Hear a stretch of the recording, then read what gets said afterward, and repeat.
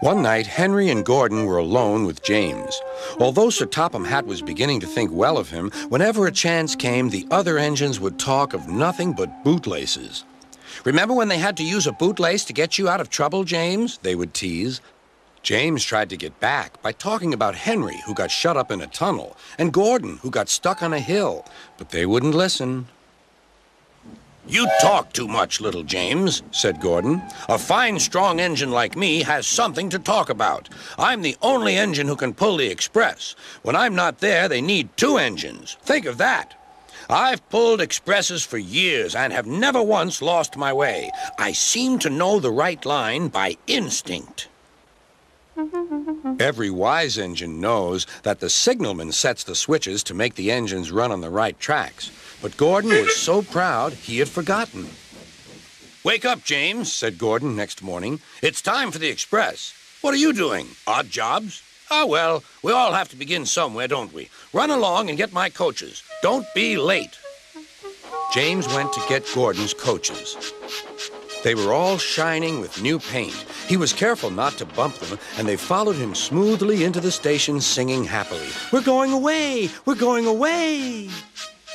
"I wish I were going with you," said James. "I should love to pull the express and go flying along the line." Gordon, with much noise and blowing of steam, got ready to back onto the train.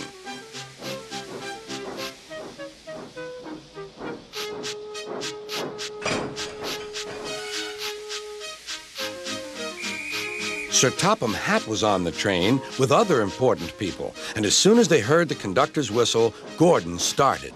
"Look at me now," he puffed, and the coaches glided after him. "Boop, boop, boop, boop, boop. Goodbye, little James. See you tomorrow." James watched the train disappear and then went back to work.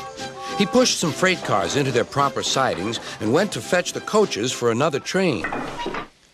James had just brought the coaches to the platform when he heard a mournful noise.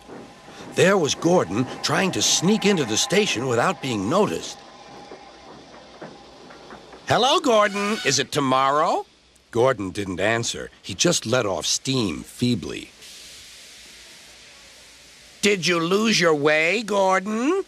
"No, it was lost for me. I was switched off the main line onto the loop. I had to go all round and back again." "Perhaps it was instinct," said James. All the passengers were shouting at the ticket window, "We want our money back." Sir Topham Hatt climbed onto a cart and blew the conductor's whistle so loudly that they all stopped to look at him. Then he promised them a new train at once. "Gordon can't do it. Will you pull it for us, James?" "Yes, sir. I'll try."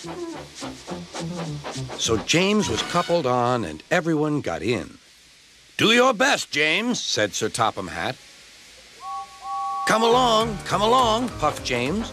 "You're pulling us well, you're pulling us well," sang the coaches. "Hurry, hurry, hurry," puffed James.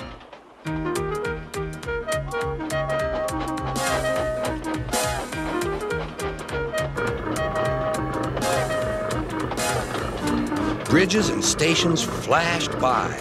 The passengers cheered, and they soon reached the station. Everyone said thank you to James, and Sir Topham Hatt was very impressed. "Well done. Would you like to pull the express sometimes?" "Yes, please," answered James. Next day, when James came by, Gordon was pushing freight cars. "I like some quiet work for a change," he said. "I'm teaching these cars manners. You did well with those coaches, I hear." "Good. We'll show them." And he gave his cars a bump. James and Gordon are now good friends. James sometimes takes the express to give Gordon a rest. Gordon never talks about bootlaces, and they're both quite agreed on the subject of freight cars.